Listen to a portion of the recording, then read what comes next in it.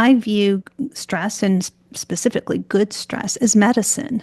And that analogy of what's the right dose, what is the right kind, how are you prescribing it, is perfect because I think it's the strongest medicine that we have. Good example, what people would think of the hormone cortisol, because most people would think cortisol is, oh, that's all bad, right?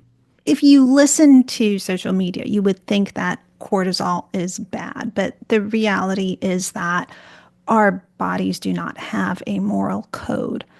How we elicit certain hormones and chemicals in our body determines their effect on us. So we really have to look at what were the circumstances under which we told our body to release cortisol, and that is a huge, difference. Invariably, when you exercise, you will get a spike of cortisol. The more intense the exercise, the bigger the spike.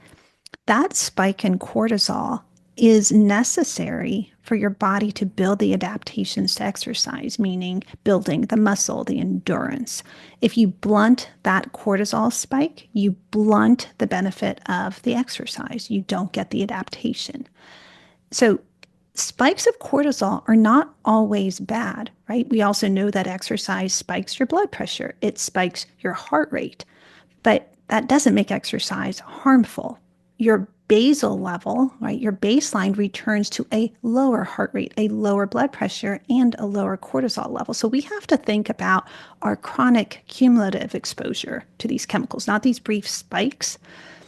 If our cortisol level is perpetually high and we have disrupted our body's natural rhythm, where our body has diurnal variation, meaning cortisol is highest in the morning, lowest in the evening before bedtime. If we disrupt that natural rhythm, that is when we run into the harms of the same hormone cortisol. So it can benefit us and it can hurt us depending on how we elicit it.